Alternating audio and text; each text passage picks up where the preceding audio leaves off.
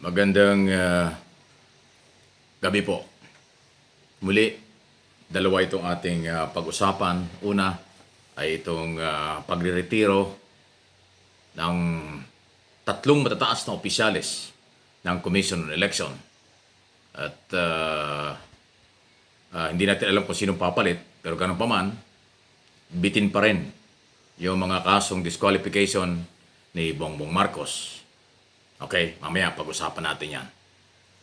Pangalawa, ano pa kaya ang mga paninira or isyong ibabato ng mga kalaban ni Bongbong Marcos at ng mga Marcos habang papalapit na itong kampanya at eleksyon? Kasi alam niyo bakit? Sa nakaraang araw at panahon, marami nang ibinato eh. Pero nanatiling kalmado ang mga Marcos, lalo na si BBM. Kaya't inaalam ko nga kung ano pa yung mga gagawin itong mga kalaban na ayaw tumigil hanggang sa kasalukuyan.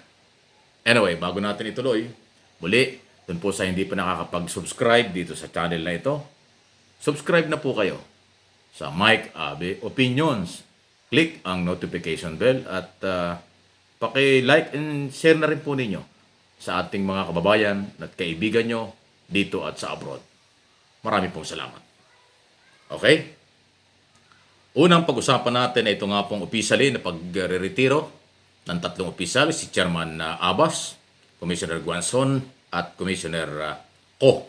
Yan po yung sabay-sabay na papalitan ng pamahalaan ng Office of the President. Pero wala pa hong announcement kung sino papalit talaga sa kanila. Ganun pa man, bitin pa rin. Di pa rin tapos ang usapin dyan sa First Division ng disqualification cases ni Marcos. Kasi after maglabas ng desisyon, kung ano man yung desisyon nila, meron pa rin yung motion for consideration before COMELEC. Pag dininay pa yung motion for consideration ng kahit na sinong panig, saka yan pupunta ng Korte Suprema. Kaya mahaba pa ang labanan. Matagal pa. Pero itong si Guanzon, mawawala na simula ngayong araw na ito. Actually, nagpapaalam na. Habang ginagawa natin itong video ito, ongoing din po yung pagpapaalam ng mga commissioner na magre-retiro officially ngayong araw na ito. Okay? Ano po ang inyong masasabi dyan? Samantala, pangalawang issue, ito nga pong pagkatapos ng maraming mga isyong binato kay Marcos, nandyan na yung una, disqualification cases, di ba? Di naman natin kaila na yung disqualification ay talagang issue laban kay Marcos sa kung ano-ano mga dahilan. First and second division sa COMELEC. Okay? Pagkatapos ngayon, ang kanilang sinisilip ay yung SALN, Statement of Asset, Liabilities and Network, na pinag-uusapan. Hindi pa ho tapos. Ito ang pinakahuli nga at under investigation ng NBI at ng PNP ay yun namang assassination plot. At marami pang iba na mga tinalakay. Kung isa-isa natin, napakarami. Pero, bakit after ng lahat ng pagsilip na ito at sabihin nating paninira kay Marcos at lahat na ginawa ng lahat na rin kalaban sa politika, business at kung ano-anong sektor, nananatili pa rin number 1 si Bongbong Marcos sa mga survey? Ibig sabihin, tulad ng mga nasasabi ko na rin dati, kahit pa anong paninira, hindi na naniniwala ang mga Marcos supporters, Marcos loyalists, at ang mga raming taong bayan na naniniwala politika lang ito, harassment ang lahat dahil mag-i-eleksyon. Sa tagal na ng 4 hanggang 5 dekada na sinisira ang mga Marcos, hindi natinag eh. Lalo pong lumakas eh. Pagkatapos ngayon ang sinusulong ni Marcos national unity kasama si Sara Duterte Carpio, yung BBM Sara tandem. So mas tinanggap ng tao kasi national unity. Ibig sabihin, ang BBM Sara tandem ayaw makipag-away, ayaw makipagtalo, ayaw sumali sa mga siraan at saka silipan. Ang kanyang pinapairal pagkakaisa. Pagkakaisa ang solusyon sa problema ng ating bayan. Ang ganda, hindi ba? Kaya dahil isinulong yung national unity at sinusuportahan ngayon Luzon, Visayas, Mindanao ng taong bayan at mga Pilipino sa abroad, Kaya kahit anong paninira, wala na. Siguro mas maganda sumama na lang kayo. Total, ang national unity, yan ang solusyon talaga sa problema ng ating bayan. Sa dami ng problema, kakaharapin, kinakaharap, at hindi pa natin alam kung ano pa yung mga darating na matitindi. National unity, napakaganda po niyan. Isang programang magiging bihikulo or tulay para sa development, tuloy-tuloy na pagbabago at kaunlaran ng bansa. Bakit ayaw pang samahan ng iba? Dahil sa kanilang personal at business interest? Malamang. Ganun po. Sabi ko nga sa inyo, pinagtulungan na ng mga politikong kalaban tulad ni Robredo, ni Moreno, Damogoso, at saka ito si Pacquiao. Si Marcos. Pero number 1 pa rin sa mga survey. Di bali si Senator Ping Lacson, hindi bumabanat.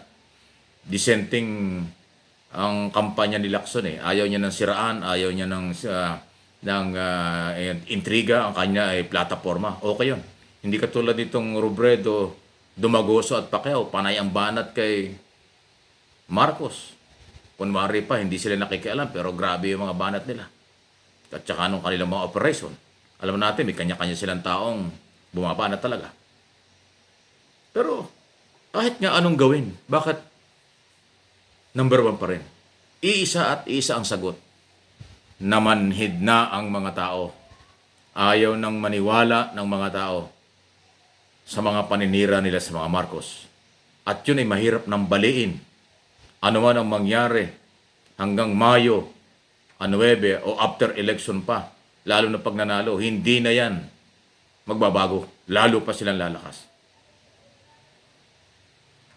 Yung mga panggigipit tungkol sa disqualification, tungkol sa SALN, tungkol sa assassination plot, sagad na Yung assassination plot, yun ang pinakamatindi. Under investigation pa, hindi ko sinabi kung sino nasa likod niyan. Hindi ko rin alam. Pero umabot na ron. Di ba? So bakit, ang tanong, bakit ayaw nilang pagbigyan ang mga Marcos? Total, eleksyon naman ito Labanan ito ng eleksyon Labanan ito ng padamihan ng boto. Bakit ngayon pa lang natataranta na sila? Ngayon pa lang halatang-halatang sila'y takot na takot kay Marcos. Bakit kayo takot? Ay yung Marcos hindi naman natatakot. Yung mga taga-suporta niya, hindi. Habang tinatakot yung mga Marcos, lalong lumalakas yung taga-suporta niya. Eleksyon ito. So lumaban kayo ng parehas.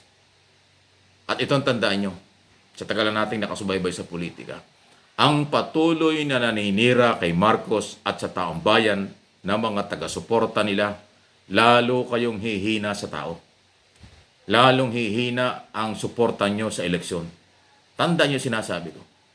Dahil ang mga tao ay pagod na sa paninira So, kung kayo ay lumalaban ng parehas at puro plataforma ang pinag-uusapan, walang pasilipan, walang personalan, palagay ko, baka may laban pa kayo. Ay mali yung strategy ng mga kalaban Puro banat, akala makakakuha ng kakampi. Iba na po ngayon. 20, 30 years ago na eleksyon, ibang-iba na ngayon. May kasabihan, habang nasusugatan ay lalong tumatapang. Hindi naman nasusugatan ng mga Marcos. O hindi pa tumatapang. Yung kanilang pananahimik, yun pa lang. Paano na pag lumaban yan? At yun na nga, ang laban ay yung laban ng taong bayan ni Marcos sa araw ng eleksyon.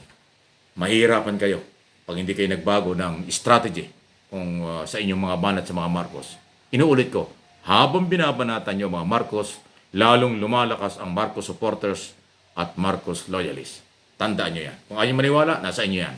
Pansamantala, yan muna po ang ating pag-uusap sa gabing ito. Marami pong salamat. God bless!